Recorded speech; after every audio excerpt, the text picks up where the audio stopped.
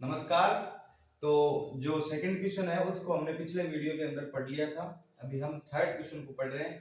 Third question के अंदर आपको पार्ट मिलेंगे 6।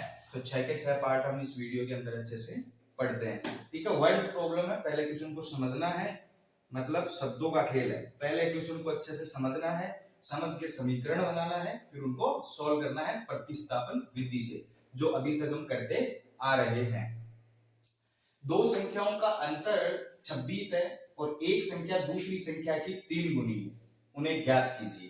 ठीक है, तो कोई दो संख्याएं हैं, अगर उनमें से बड़ी वाली संख्या से छोटी वाली संख्या को हम माइनस करते हैं, घटाते हैं, तो उत्तर आता है 26। और उनमें से एक संख्या ऐसी है जो दूसरी वाली संख्या की, मतलब बड़ी वाली जो संख्या है वो ऐसी है कि दूसरी वाली संख्या की 3 गुनी है। कितनी गुनी है? 3 गुनी है। तो ठीक है, सबसे पहले हम मान के चलते हैं, माना कि पहली संख्या जो है वो है x एवं दूसरी जो संख्या है वो क्या है? y है। क्या है? y। हमने दो संख्याएं मान ली। अब आप यहां पे लिखो पहली शर्त जो है ना, पहले हम उसके अकॉर्डिंग क्वेश्चन करेंगे। तो पहली शर्त के अनुसार, पहली जो हमारी शर्त है हम उसके अनुसार चल रहे हैं। पहली शर्त हमें ये बोल रही है कि उन दोनों को घटाने पे उत्तर आता है 26। तो x माइनस वाई बराबर 26। और यहाँ पे हम मान लेते हैं कि x जो है वो y से क्या है? बड़ी है। आप y भी मान सकते हो, कोई बड़ी बात नहीं है। ठीक है, आप जैसा भी मानो आंसर हमेशा सेम ही आएगा, दोनों नंबर वही आएंगे। ठीक है, तो हम मान लेते हैं कि x जो है उससे बड़ा है। x में से हमने 26 को y को घटा दिया, y को घटाने के बाद हमारे पास जो उत्तर आएगा वो आएगा 26। ये हमें क्वेश्चन बोल रहा है, इसको आप इक्वेशन नंबर फर्स्ट दे दीजिएगा। ठीक है, दूसरी जो शर्त है, दूसरी शर्त के अनुसार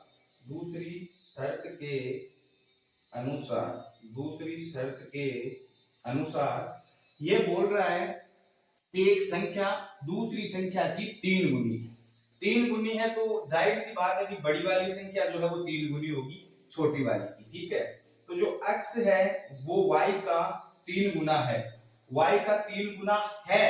अब हम अगर y को 3 गुना कर देंगे तो दोनों क्या हो जाएंगे? बराबर हो जाएंगे। ठीक है, तो यहां पे इसको समीकरण 2 दे देते हैं। अब आप बहुत आसानी से प्रतिस्थापन कर सकते हो, संख्या को रख सकते हो। कैसे रख सकते हो? x बराबर कितना है? 3y। आप यहां से x बराबर 3y उठाइए और यहां x बराबर 3y रख दीजिए। बहुत ही आसान भाषा के अंदर आपके पास आंसर आ जाएगा, एक झटके के अंदर। आराम से देखना, आप इसको आराम से समझना। ठीक है, तो यहां पे लिखिए समीकरण 2 से x का मान समीकरण 1 में रखने पर। ठीक है, 2 से हम x का मान उठाएंगे और समीकरण नंबर 1 में रख देंगे। तो x बराबर हमारे पास क्या आ जाएगा? 3y। देखो x बराबर 3y है, यहां से उठाया और इसमें रख दिया। माइनस आगे क्या है? y बराबर कितना है? 26। ठीक है, अब आप ध्यान से देखिए, ये कैलकुलेशन कर लीजिए, बहुत ही आसान है। 3y में से 1y चला गया, कितने y बचेंगे? 2y बराबर कितने बचेंगे? 26। ठीक है, y बराबर क्या आ जाएगा अपने पास? 26/2। ठीक है, y बराबर 26 के अंदर 2 का भाग देंगे, कितना आ जाएगा? 13 आ जाएगा। कितना आ जाएगा?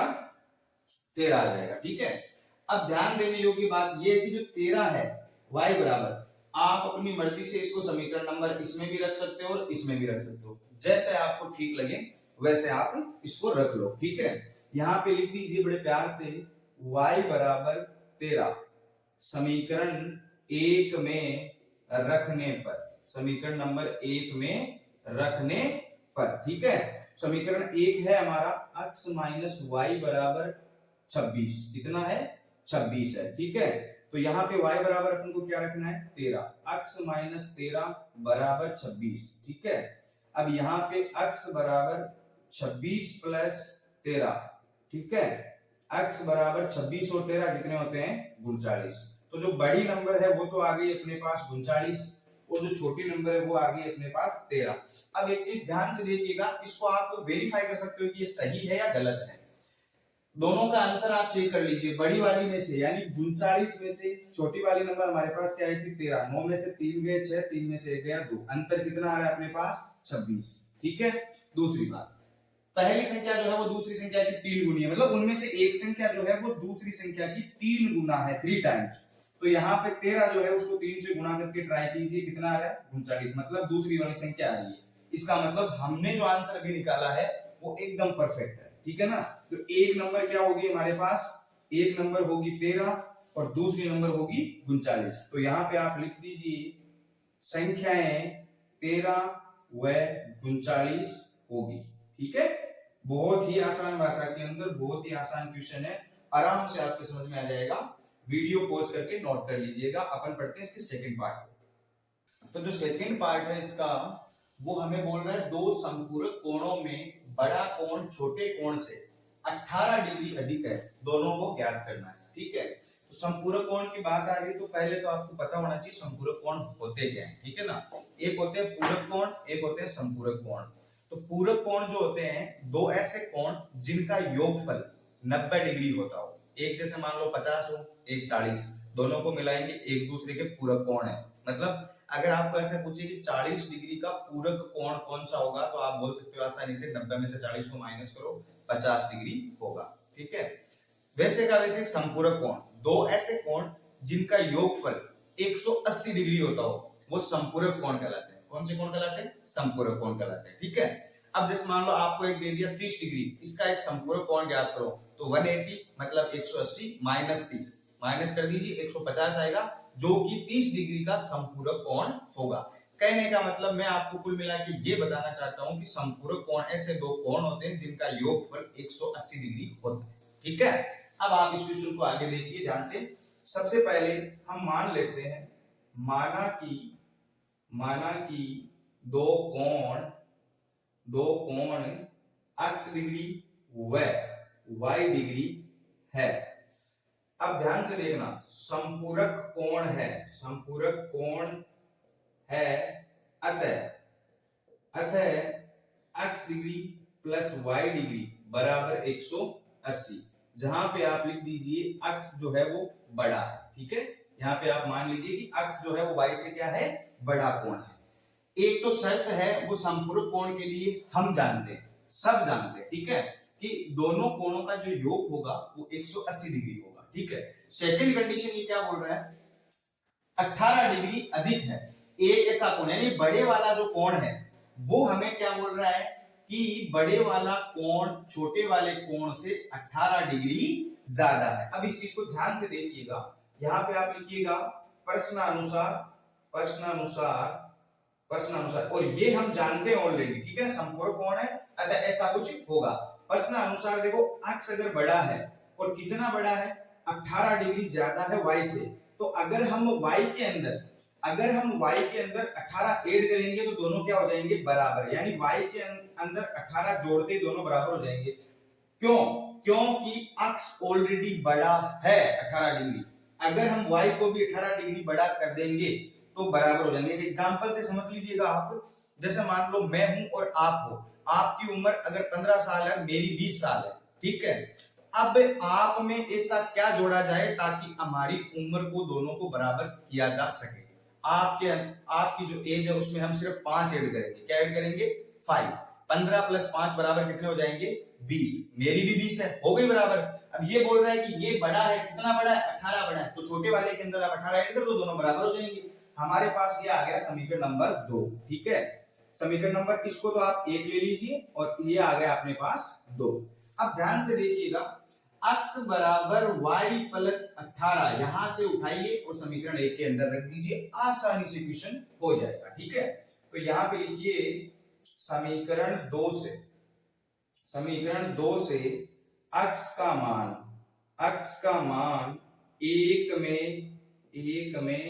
रखने पर, ठीक है, 1 में रखने पर। ठीक है, तो x जो है वो है y प्लस 18, मतलब यहाँ पे जो x है उसकी जगह आपको लिखना है y plus 18 plus y 2y हो गए। ध्यान से देखना, ये जो है ये x का मान है, ये जो है ये वाला y है, बराबर कितना होना चाहिए 180 डिग्री होना चाहिए। ठीक है, अब इस कैलकुलेशन को आप आसानी से कर लीजिएगा। y और y कितने y हो जाएंगे 2y प्लस 18 बराबर 180 इज इक्वल्स टू 2y बराबर 180 माइनस 18।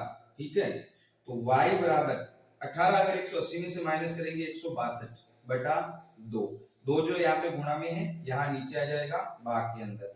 y बराबर 2 × 16 2 × 2 81 डिग्री। ठीक है, एक जो कोण आया है वो आ गया 81।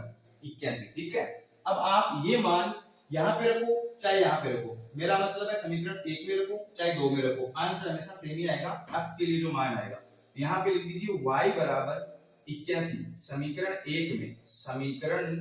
1 में रखने पर। ठीक है, यहाँ पे 1 में रखने पर। ठीक है, अब y बराबर 18 जो है समीकरण number first x plus y बराबर 180 है अपना, इसके अंदर रख देते हैं। ध्यान से देखिएगा, x प्लस 81 बराबर 180। ठीक है, और x बराबर 180 माइनस 81। ठीक है, और हमारे पास जो आंसर निकल के आएगा वो आ जाएगा 180 में से 81 निकालेंगे कितना आ जाएगा 99। ठीक है, तो यहाँ पे दोनों कोण आसानी से आप लिख सकते हो, दोनों कोण 81 डिग्री व 99 डिग्री के होंगे। अब आप इसको चेक कर लो दी गई कंडीशन के हिसाब से। आपको पता है कि ये क्वेश्चन ये बोल रहा है कि 18 डिग्री है, डी का बड़े वाला, इस बड़े वाले में से छोटे वाले को आप जरा माइनस करके चेक करना। 9 में से 1 गया 8, 9 में से 8 गया 1, कितने डिग्री बढ़ा है 18 डिग्री बढ़ा है। बहुत ही सिंपल और आसान क्वेश्चन है। आप यहाँ पर इतना सा लिख दीजिए कि दोनों कोण 81 डिग्री व 99 डिग्री के होंगे और ये क्वेश्चन हो जाता है आपका सोल्व। मैंने बहुत ही शानदार तरीके से आपको समझा दिया है। उम्मीद करता हूँ आपको जितना मैंने शानदार तरीके से समझाया उतना ही आपको समझ में आया है। ठीक है, आप इसको वीडियो पॉज करके नोट कर लीजिएगा। अपन चलते हैं इसके नेक्स्ट पार्ट की तरफ।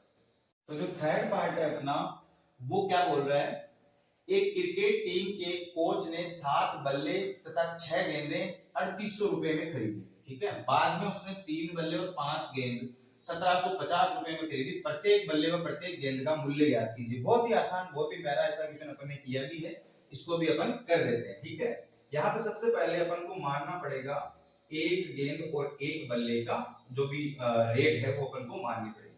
तो ठीक है, माना कि एक बल्ले की कीमत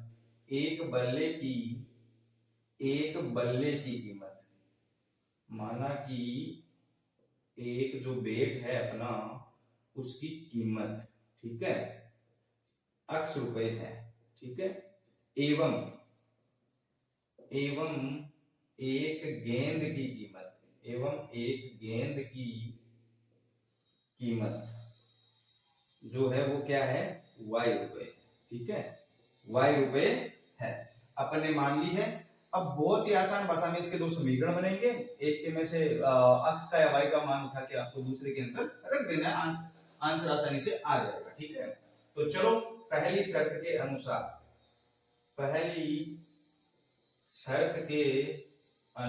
ठीक है, जो पहली शर्त है अपनी वो क्या बोल रही है अपन को, 7 बल्ले तथा 6 गेंद 3800 रुपए के अंदर आएगी। एक बल्ले की कीमत x रुपए है तो 7 की क्या हो जाएगी 7x।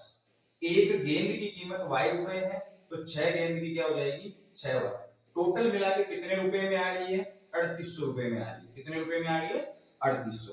इसको आप समीकरण नंबर 1 दे दीजिएगा। ठीक है, अब यहाँ पे आपको दूसरी शर्त लेनी है। जो दूसरी शर्त है अपनी वो क्या है देखते हैं। दूसरी शर्त के अनुसार ये चीजें आपको लिखनी है। क्वेश्चन क्या होता है इससे सुंदर लगता है, ठीक है ना। अगर आप लैंग्वेज में जो डायरेक्ट कैलकुलेशन कर देते हो तो थोड़ा ठीक नहीं लगता है। हालांकि नंबर आ जाते हैं, ऐसी कोई बात नहीं है, लेकिन उसके नंबर कट सकते हैं आपके बोर्ड में। इसलिए जो लैंग्वेज लिख रहा हूं मैं, हाँ उतनी ही लिख रहा हूं, पर्याप्त जितनी क्वेश्चन के लिए जरूरी है आप उतनी लिखो, ठीक है ना, ये जरूरी है।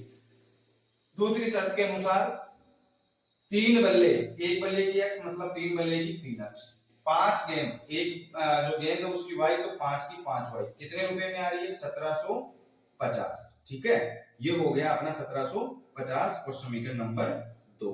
ठीक है, अब आपकी जो मर्जी, एक में से मान उठाइए और दूसरे के अंदर रख दीजिए। ये कैलकुलेशन में थोड़ा छोटा लग रहा है, ये थोड़ा बड़ा लग रहा है, अपन सेकंड इक्वेशन में से मान उठाएंगे। समीकरण 2 से, समीकरण 2 से इसी से आप निकाल लीजिए 3x प्लस 5y बराबर 1750। ठीक है, इस समीकरण से आप एक काम करिए, 3x को इधर रख लीजिए, 5y को उधर भेज दीजिए, 1750 माइनस 5y। ठीक है, अब जो 3 है वो गुणा के अंदर है, उधर जाएगा तो किस में चला जाएगा, भाग में चला जाएगा। मतलब कहने का ये जो है नीचे आ जाएगा, इसके बटे के अंदर आ जाएगा, 5y बटे कितना आ जाएगा, 3 आ जाएगा। ठीक है, अब ये जो मान है, ये जो मान है ये आप समीकरण नंबर 1 में रख दीजिए। लिखिए यहाँ पे x का मान, x का मान समीकरण 1 में, समीकरण 1 में रखने पर। ठीक है, समीकरण 1 के अंदर, तो समीकरण 1 में पहला है 7 और x का जो मान है वो यहां से उठाना है आपको, 1750 माइनस 5y बटे 3। ठीक है, प्लस ये तो हो गया x का मान, और y वाला मैटर भी रहा है, तो 6y बराबर कितना आ जाएगा अपने पास, 3800। ठीक है, ये कैलकुलेशन है, बड़ी आसानी से इसका भी देखो काम हो जाएगा तमाम क्वेश्चन का। ठीक है ना, कैसे हो जाएगा, अब ध्यान देने योग्य बात ये है, आप इसको देखिएगा। तो यहाँ पे देखो ध्यान से, 7 को आप अंदर गुणा कर दीजिए इसके। ठीक है ना, 7 को आप अंदर गुणा करेंगे तो देखो 7 को हम किससे गुणा कर रहे हैं, तो 0 से करेंगे तो 0। ठीक है, 7 को 5 से करेंगे, 7 पंजो 35 और हाथ की 3, 7 को 49 और 3 कितने हो जाएंगे, 52। ठीक है, 7 एकम 7 और 5 कितने हो जाएंगे, 12, 12250 आ गए यहाँ पे, 12250, 12250 आ गया। ठीक है, अब 7 को आप 5y से करिए, माइनस है तो माइनस 7 पंजो 35y बटे कितना आ गया, 3, और प्लस के क्या है 6y, और बराबर कितना है 3800। अब ये कैलकुलेशन आसान हो गई है, कोई ज्यादा दिक्कत वाली बात नहीं है। आप इसके नीचे 1 मान लीजिए और इन दोनों का जो लघुत्तम है वो 3 ले लीजिए। ठीक है, 3 का भाग 3 में एक बार, 1 को इससे गुणा करेंगे 12250 ही आएंगे, माइनस यहाँ पे देखो माइनस के 35y ही आएंगे, प्लस 1 का भाग इसमें 3 बार जाएगा, 3 को 6 से गुणा करेंगे 18y हो जाएगा। क्या हो जाएगा, 18y हो जाएगा। ठीक है, यहाँ पे आ गया अपना 3800। ठीक है, अब ध्यान देने योग्य बात ये है, 12250 माइनस 35y। अब इस 35y वाले कैलकुलेशन को यहां से हटा दीजिए। देखो 35 माइनस के हैं, 18 प्लस के हैं, तो कितने बचेंगे और किसके बचेंगे, माइनस के बचेंगे, और कितने बचेंगे, 17 बचेंगे। माइनस वाली नंबर दिखने में बड़ी है ना, ठीक है, एक्चुअल में ये छोटी है लेकिन दिखने में ये बड़ी है, तो कितने y बचेंगे, माइनस के 17y। और जो 3 है उसको आप उधर लेके जाओगे, 3800 से गुणा करोगे तो 0 0 8 तारीख 24, 3 तारीख 9 और 2 कितने हो जाएंगे, 11। ठीक है, बहुत ही आसान। अब आप एक काम करिए, 17y को हम उधर भेज देते हैं प्लस का, और 11400 को इधर लेके आ जाएंगे, तो ये हो जाएगा माइनस का। कुल मिला के 12250 में से 11400 माइनस करके बराबर में 17 रखना है। ठीक है, तो 17y बराबर कितना हो जाएगा, 12250 माइनस 11400। ठीक है, अब आप बोलोगे सर ये इधर आया या आपने ऐसे कैसे कर दिया, 12250 की साइड चेंज की तो माइनस क्यों नहीं हुआ। ठीक है, अब साइड चेंज तो कर दी, लेकिन मतलब इसको इधर लेके गया, इसको इधर लेके गया, लेकिन हम ऐसे लिख सकते हैं ना, x बराबर y, y बराबर x। बात एक ही है। ठीक है ना, ये वाला मीटर इधर आने वाला था, ये वाला इधर आना, लेकिन है तो बराबर ना, इसको चाहे इधर लिखो चाहे इधर लिखो, कोई बड़ी बात नहीं। ठीक है ना, अब आप ध्यान से देखिएगा आराम से, इसमें से माइनस कर दीजिएगा और ये हो जाएगा 17y बराबर 0 में से 0 गए 0, 5 में से 0 गया 5, 12 में से 4 गए 8, 11 में से सॉरी 1 में से 1 गया 0 और 1 में से 1 गया 0, कुल मिला के कितने बचे हैं 850। कितने बचे हैं 850 बचे। ठीक है, 17y बराबर 850। अब ध्यान देने योग्य बात यह है कि y बराबर हो जाएगा 850 बटा 17, और जो आंसर निकल के आएगा वो आ जाएगा 7585, मतलब 50। तो y बराबर क्या आ गया 50। y हमने क्या माना था, एक गेंद की रेत, क्या आ गई 50 आ गई। ठीक है, y का मान समीकरण 2 में रख दीजिए, छोटा है, समीकरण 2 में रखने पर। ठीक है, समीकरण 2 छोटा है, इसमें मान रख दीजिए। समीकरण 2 क्या, 3x प्लस 5y बराबर 1750। 3x प्लस 5y, y मतलब 50, बराबर कितना है अपना 1750 है। ठीक है, अब इसको आप कैलकुलेट कर लीजिए। 3x और 5m 25, ये हो जाएगा 250। 250 को आप उधर भेज दीजिए।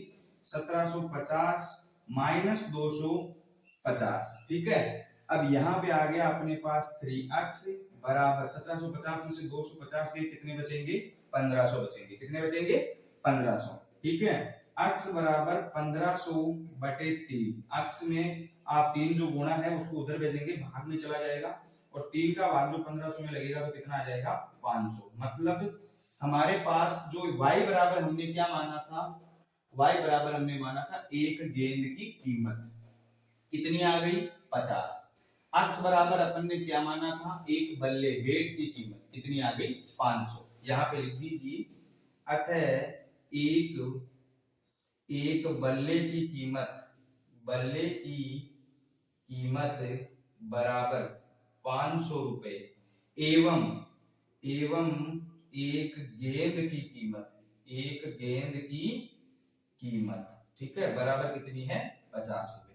हो गया मैट्रिक सॉल्व प्रतिस्थापन विधि से। बहुत ही प्यारा क्वेश्चन है। ठीक है, वीडियो पॉज करके नोट कर लीजिएगा। ठीक है, तो जो फोर्थ पार्ट है अपना वो क्या है, एक नगर में एक टैक्सी के भाड़े में एक नियत भाड़े के अतिरिक्त, मतलब वो स्टार्ट होते ही एक फिक्स भाड़ा लेती है, उसके अलावा चली गई दूरी पर भाड़ा सम्मिलित किया जाता है। उसके अलावा जितने भी किलोमीटर चलती है उसका भाड़ा है अलग।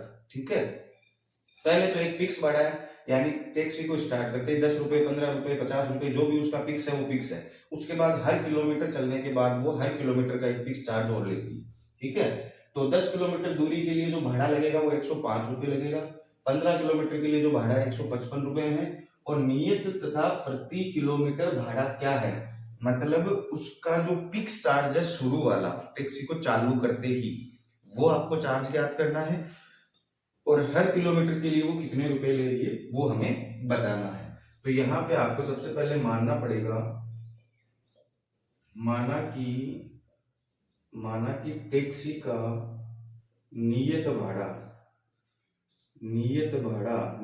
मतलब जो उसका फिक्स चार्ज है वो x रुपए है, एवं प्रति किलोमीटर भाड़ा जो है वो y रुपए है। ठीक है, वो हमने मान लिया है। अब ध्यान देखना, पहली शर्त के अनुसार, ध्यान से देखना आप आराम से, पहली शर्त के अनुसार अब जो समीकरण है ना वो बना रहे हैं, यहाँ मिस्टेक मत कर देना। बस यहाँ मिस्टेक होगी पूरा क्वेश्चन गलत हो जाएगा। पहले तो नियत भाड़ा की x लेगा। ठीक है, अब हमने माना है प्रति किलोमीटर y, तो वो पहली शर्त में कितने किलोमीटर चल रही है, 10 किलोमीटर। तो अगर 1 किलोमीटर के y लग रहे हैं तो 10 किलोमीटर के 10y, और इसमें ये जो नियत भाड़ा है उसका चालू होते वो हम जोड़ देंगे तो टोटल 10 किलोमीटर की जो रेट है वो आ जाएगी अपने पास कितनी है, 105। इसको आप इक्वेशन नंबर फर्स्ट दे दीजिए। यहाँ पे जो दूसरी शर्त है उसको ध्यान से देखिएगा आप, यहाँ मिस्टेक बिल्कुल भी नहीं करना आपको, क्योंकि अगर यहाँ समीकरण में शुरू में ही आपने मिस्टेक कर दी तो सारा मामला खत्म हो जाएगा, क्वेश्चन पूरा ही गलत हो जाएगा। ठीक है, अब वो 15 किलोमीटर चल रहा है तो वही x तो जो नियत भाड़ा है वो लगेगा। 1 किलोमीटर के लिए y है तो 15 किलोमीटर के लिए क्या हो जाएगा, 15y। इन दोनों को जोड़ेंगे तो 15 किलोमीटर के लिए क्या रेट बता रहा है, 155। समीकरण नंबर 2 दे दीजिए इसको। ठीक है, अब कुछ नहीं बचा इस क्वेश्चन के अंदर, सिर्फ समीकरण है, प्रतिस्थापन करना है, एक में से मान निकालिए और दूसरे के अंदर रख दीजिए। ठीक है, तो हम समीकरण 1 से रखते हैं। देखो समीकरण 1 से, समीकरण जो हमारा 1 है वो है x प्लस 10y बराबर 105। ठीक है, इसमें से x का मान निकाल लीजिए, x बराबर 105 माइनस 10y। ठीक है, ये जो मान है x का मान समीकरण 2 में रखने पर, ठीक है, समीकरण 2 के अंदर रख देते हैं। ये x का यहाँ से उठाइए और इस समीकरण के अंदर रख दीजिए। x के बराबर क्या रखेंगे अपन, 105 माइनस 10y प्लस 15y बराबर 155। ठीक है, अब इसको सॉल्व कर लीजिएगा आप। 105 को उधर भेज दीजिएगा, माइनस के 10 है प्लस के 15 है, तो प्लस के 5 में बचेंगे, 155 माइनस 105। ठीक है, ये हो जाएगा y बराबर 155 में से 105 निकालेंगे, कितने बचेंगे, 50। और यहाँ पे जो 5 गुणा के अंदर है नीचे भेजेंगे तो किसमें चला जाएगा, भाग में। ठीक है, तो अपने पास y बराबर 5 का भाग इसमें देंगे, क्या आ जाएगा, 10 रुपए। अब जो नियत भाड़ा है इसका, टैक्सी का जो नियत भाड़ा है वो हमारे पास क्या आ जाएगा, 10 रुपए आ जाएगा। क्या आ जाएगा, 10 रुपए पर किलोमीटर के लिए जो फिक्स रेट लगती है उसकी बात कर रहा हूँ मैं, क्योंकि हमने पर किलोमीटर माना ना y को, तो y जो है हमारा कितना आ जाएगा, 10 रुपए। अब ध्यान से देखिएगा, आप इसको यहाँ से उठाइए, आपकी जो मर्जी आपको इक्वेशन अच्छा लगे आप उसके अंदर इसको पुट कर दीजिए। इक्वेशन नंबर फर्स्ट जो है थोड़ा छोटा है, कैलकुलेशन है कि इसकी इजी रहेगी, तो आप इसके अंदर रख दीजिए। ठीक है, यहाँ पे लिखिए y का मान समीकरण 1 में रखने पर, ठीक है, तो y का मान जो 10 है वो समीकरण नंबर 1 में रखेंगे। समीकरण 1 है हमारा x प्लस 10y बराबर 105। ठीक है, ध्यान देने योग्य बात ये है, x प्लस 10 इंटू वाई की वैल्यू क्या आई है हमारे पास, 10 बराबर कितना आ गया, 105। अब x ये 10 इंटू 10 100 हो जाएंगे, उधर जाएंगे तो माइनस में चले जाएंगे, 105 माइनस 100 हो जाएंगे, x बराबर क्या आ जाएगा अपने पास, 5। अब देखो ध्यान से, पर किलोमीटर हमने क्या माना था, y माना था, y बराबर कितना आ गया, 10 रुपए। नियत भाड़ा हमने x माना था, टैक्सी चालू थी, वो क्या आ गया अपने पास, 5 रुपए। यहाँ पे आप लिख दो, अतः टैक्सी का नियत भाड़ा बराबर 5 रुपए एवं प्रति किलोमीटर जो भाड़ा है, प्रति किलोमीटर भाड़ा 10 रुपए है। अब क्वेश्चन एक चीज और पूछ रहा है कि 25 किलोमीटर के लिए उसको कितना भाड़ा देना पड़ेगा,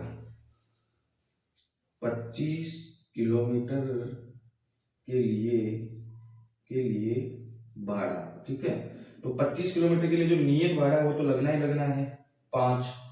ठीक है, प्लस 25 किलोमीटर जो है उसमें 1 किलोमीटर के कितने रुपए लग रहे हैं, 10 लग रहे हैं, तो 25 के क्या हो जाएंगे, 25 इंटू 10। ठीक है, 5 प्लस 25 को इससे गुणा करेंगे 250, 250 में 5 ऐड करेंगे कितने आ जाएंगे, 255 रुपए। ठीक है, बहुत ही आसान क्वेश्चन है, आराम से कर लीजिएगा, सिर्फ इस समीकरण बनाने में आप मिस्टेक मत कीजिएगा। ठीक है, सबसे पहले नियत भाड़ा प्लस 10 किलोमीटर के लिए हमने पर किलोमीटर y माना है तो 10y, दोनों को जोड़ेंगे तो क्वेश्चन हमें खुद बोल रहा है कि 105 रुपए लगेंगे, सीधी सिंपल सी बात है। दोबारा से 15 किलोमीटर है, सेम प्रोसेस है, नियत भाड़ा तो लगेगा ही लगेगा, प्लस 15 किलोमीटर के लिए हो जाएगा, पर किलोमीटर y है तो 15 किलोमीटर के लिए हो जाएगा 15y बराबर 155। ठीक है, और आराम से आप इसमें से उठा के यहाँ मान रखिए, चाहे इसमें से उठा के यहाँ मान रखिए, कोई फर्क नहीं पड़ने वाला है, जो आना है वही है। ठीक है ना, y बराबर क्या है, 10, मतलब पर किलोमीटर भाड़ा आ गया 10 रुपए, और x बराबर 5 है, मतलब नियत भाड़ा आ गया अपना 5 रुपए, और 25 किलोमीटर के लिए जो भाड़ा है वो कितना आ जाएगा, 255 रुपए। वीडियो पॉज करके नोट कर लीजिएगा, अपन पढ़ते हैं इसका नेक्स्ट पार्ट।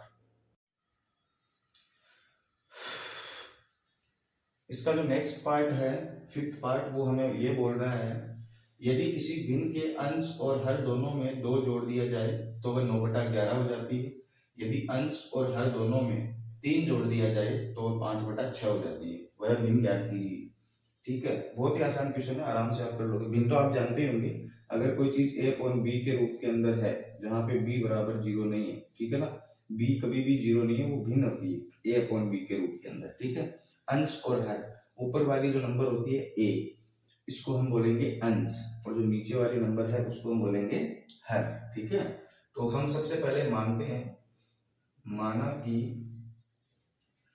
कि भिन्न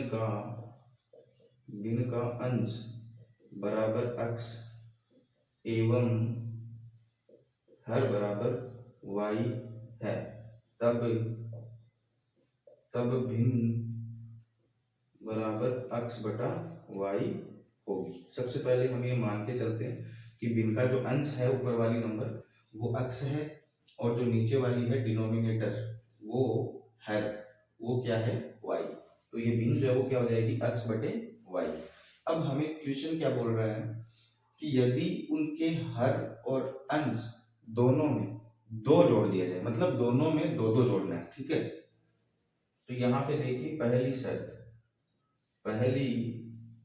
शर्त के अनुसार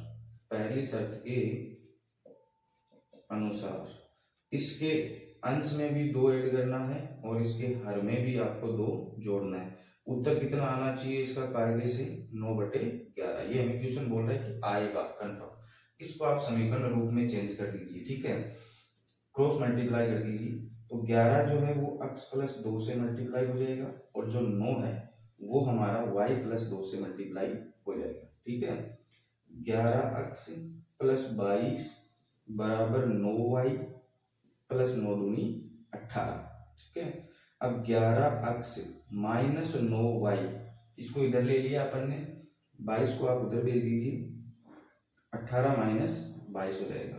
अपने पास समीकरण आ जाएगा 11x माइनस 9y बराबर 18 में से 22 माइनस करेंगे तो अपने पास क्या आ जाएगा -4। समीकरण नंबर 1 दे दीजिए इसको, ठीक है।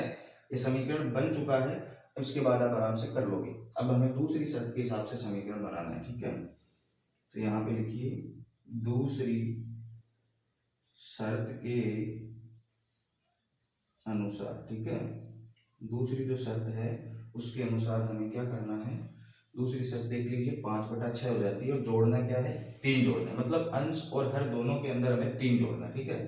तो x प्लस 3 बटे y प्लस 3 बराबर जो इसका उत्तर है वो कितना आ जाना चाहिए हमारे पास 5/6 आ जाना चाहिए।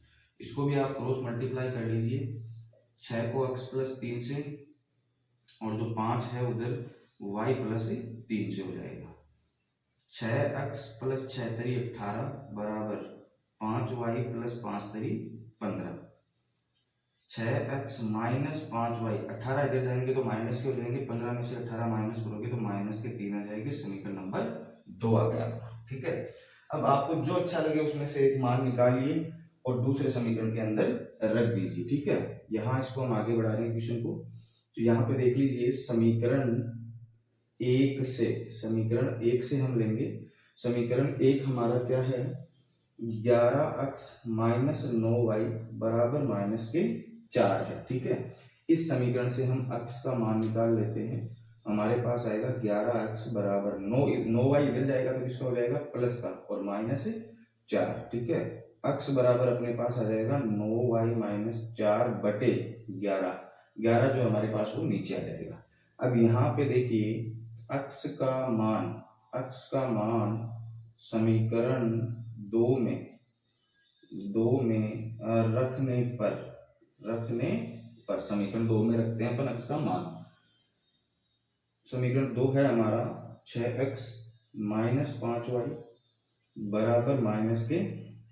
तो ये जो समीकरण आ गया है अपना समीकरण 2 है, इसके अंदर हमें x का मान रखना है। समीकरण 2 के अंदर x का मान आप रख दीजिए और ये मान कुछ इस प्रकार हो जाएगा 6 इंटू x का मान कितना है 9y - 4 बटे 11, ठीक है, -5y बराबर -3, ठीक है। अब इसको आप ध्यान से कर लीजिएगा कैलकुलेशन को। 6 ने 54y -6 चौक 24, ठीक है, और इसके नीचे रहेगा 11 - 5y बराबर -3, ठीक है। अब आप इसके एलसीएम ले लीजिए, इसके नीचे आप 1 मान लीजिए, इसका एलसीएम आ जाएगा 11 लघुत्तम समापवर्तक, ठीक है। 11 का भाग 11 में एक बार 1 को इस मीटर से गुणा करेंगे तो ये मीटर ही आ जाएगा, ठीक है ना। 54y - 24 माइनस 1 का भाग 11 में 11 बार 11 को 5 से गुणा करेंगे 55y, कितना आ जाएगा 55y। अब ध्यान से देखिएगा माइनस के 55y है और प्लस के 54y है तो माइनस का y बचेगा, ठीक है। और 11 को अगर हम उधर भेजेंगे, यहाँ पे देखो माइनस के 24 है, यहाँ पे लिख लीजिए माइनस के 24। 11 को हम उधर भेजेंगे तो 3 से गुणा होगा और कितने आ जाएंगे माइनस के 33, क्योंकि प्लस के 11 है, उधर जाएंगे तो गुणा के अंदर चले जाएंगे और माइनस का आंसर आ जाएगा, क्योंकि प्लस माइनस माइनस होता है। अब आप एक काम करिए, -24 है उसको आप उधर भेज दीजिए, ठीक है, -33 और प्लस के 24, ठीक है। अब ध्यान देने योग्य बात ये है कि माइनस के 33 आ रहे हैं, प्लस के 24 आ रहे हैं। यहाँ पे आंसर किसका आएगा, 6 और 3 9 बच रहे हैं। 9 किसके बच रहे हैं, माइनस के बच रहे हैं, ठीक है।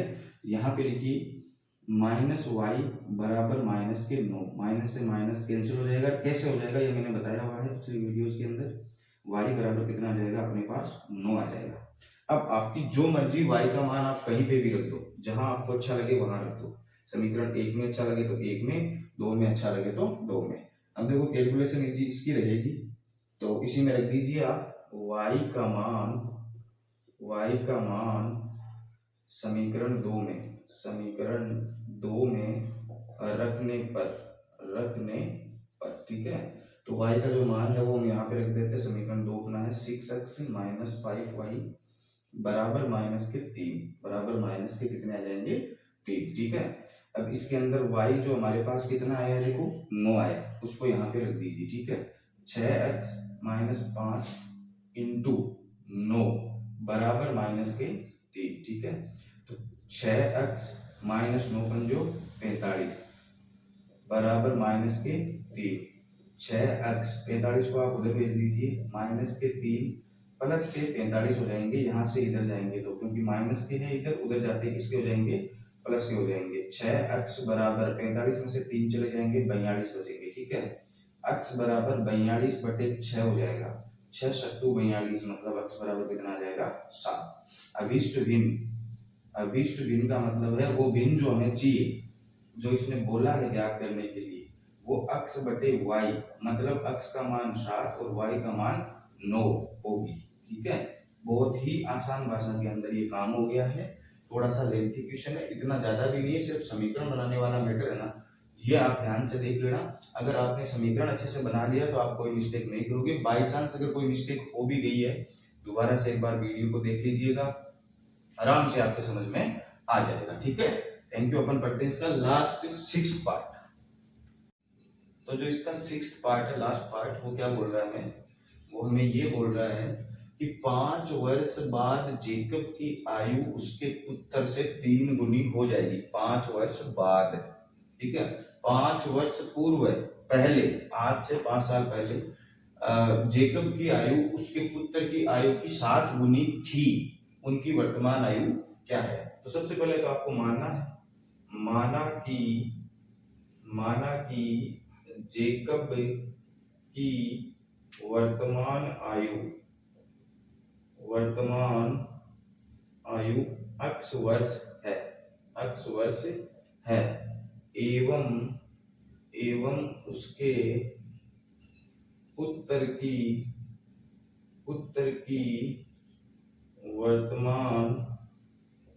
वर्तमान आयु y वर्ष है, ठीक है। दोनों हमने मान लिए।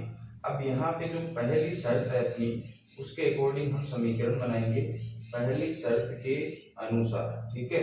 तो पहली शर्त है अपनी, वो क्या है, जेकब की आयु उसके पुत्र की आयु से 3 गुनी हो जाएगी। कब हो जाएगी, 5 वर्ष बाद। तो 5 वर्ष बाद इसकी आयु तो हो जाएगी x प्लस 5 और उसके बेटे की हो जाएगी y प्लस 5। हमने वर्तमान आयु मानी है, अगर 5 वर्ष से बाद की बात कर रहे हैं तो प्लस 5 हो जाएगा। और ये जेकब की जो आयु है, वो क्वेश्चन हमें क्या बता रहा है कि 5 वर्ष बाद 3 गुनी हो जाएगी, मतलब ये मैटर जो है वो 3 गुना हो जाएगा। अगर हम इन दोनों को बराबर करना चाहे तो उसके बच्चे की जो आयु है पुत्र की, उसको हमें 3 गुना करना पड़ेगा, ठीक है। ये हो गया अपना मैटर। और इसका जो समीकरण है वो कुछ इस प्रकार बनेगा, x प्लस 5 बराबर, इसको गुणा कर दीजिए 3y प्लस 3 पंजो 15, ठीक है। अब x माइनस 3y बराबर 15 माइनस 5, 3y इधर आ गया, 5 उधर चला गया, ठीक है। समीकरण हो गया x माइनस 3y, 15 में से 5 गए, कितने बचेंगे, 10। इसको नंबर दे दीजिए 1, ठीक है। अब जो दूसरी शर्त है अपनी, उसके अकॉर्डिंग चलते हैं। दूसरी शर्त के अनुसार, ठीक है, दूसरी शर्त के अनुसार 5 वर्ष पूर्व है, ठीक है। तो x माइनस 5 और y माइनस 5। ध्यान देने योग्य बात है, इसको समीकरण को कैसे बनाना है, वर्तमान आयु x और y इसमें से 5 माइनस होगा, इसमें से 5 माइनस होगा। उसके पुत्र की आयु 7 गुनी थी, पुत्र की आयु से 7 गुनी, ठीक है ना, पुत्र की आयु से 7 गुनी थी, मतलब ये जेकब जो है वो 7 गुना था, मतलब उसके पुत्र को अपन को 7 गुना करना पड़ेगा, ठीक है। कर दिया, इक्वेशन बराबर हो गया। अब x माइनस 5 बराबर 7 को y से करेंगे 7y, 7 को 5 से करेंगे कितना जाएगा 35, ठीक है। x माइनस 7y, 7y इधर आ गया, 5 जो उधर भेजोगे आप तो हमारे पास आ जाएगा 5, इसमें प्लस प्लस मतलब माइनस का 30 बचेगा, इक्वेशन नंबर आ गया सेकंड। ये जो 5 है ये प्लस का रहेगा, इधर 35 माइनस का, आंसर आ जाएगा माइनस का 30। अब आप एक में से मान उठाइए, दूसरे में रख दीजिए, एक की वैल्यू आ जाएगी, वो किसी भी समीकरण में रख दीजिए, मामला खत्म हो जाएगा, ठीक है। तो यहाँ पे ध्यान से देखिएगा, आप यहाँ पे लिखिए समीकरण 1 से हम मान निकालने जा रहे हैं। x माइनस 3y बराबर हमारे पास है 10, ठीक है। आप x बराबर मान निकाल लीजिए, x बराबर हो जाएगा 10 प्लस 3y, x बराबर 10 प्लस 3y हो जाएगा, माइनस के 3y रह जाते किसके हो जाएंगे प्लस के।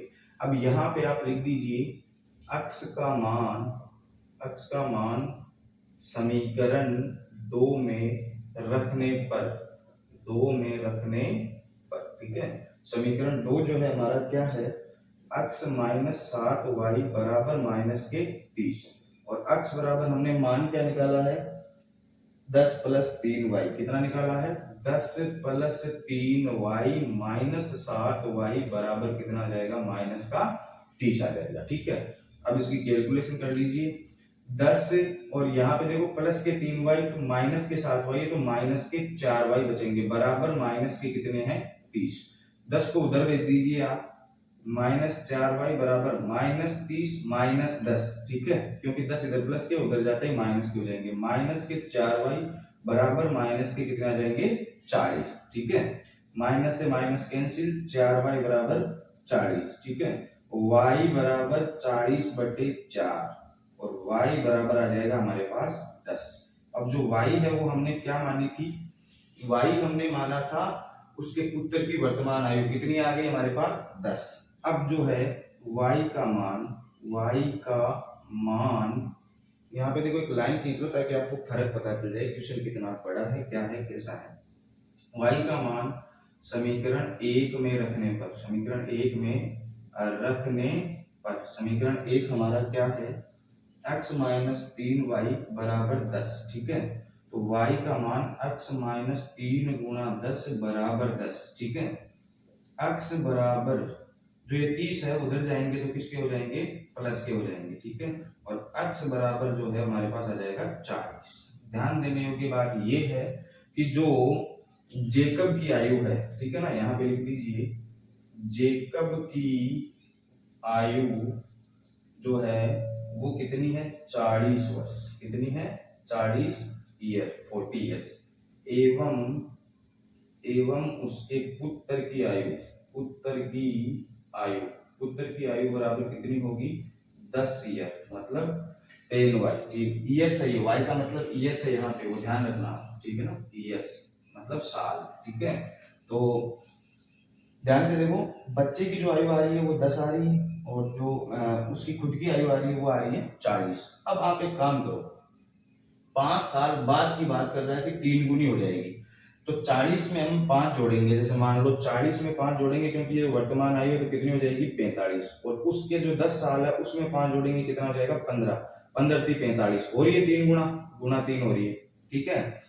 5 वर्ष पूर्व है, अब देखो 40 में से 5 घटा दीजिए कितनी आ जाएगी इसकी 35 आ जाएगी, ठीक है। बच्चे की कितनी आ जाएगी, उसमें से 5 घटा दीजिए कितनी आ जाएगी 5, 7 गुनी, मतलब देखो उसके पुत्र की आयु की 7 गुनी थी, इसको कर दीजिए 7 से गुणा, 7 पंजो 35 आ रहा है, ठीक है ना। मतलब कुल मिला के हमने जो किया है वो सही किया है। आप ये बीच वाला जो कचरा मैंने अभी बताया आपको वो मत नोट करना, आप सिर्फ इस क्वेश्चन को नोट करने में ध्यान दीजिए, वीडियो पॉज करके इसको नोट कर लीजिएगा, ठीक है। अपन चलते हैं इसकी जो अगले एग्जाम्पल जो भी क्वेश्चन वगैरह है उनको पढ़ते हैं, मिलते हैं अपने नेक्स्ट वीडियो के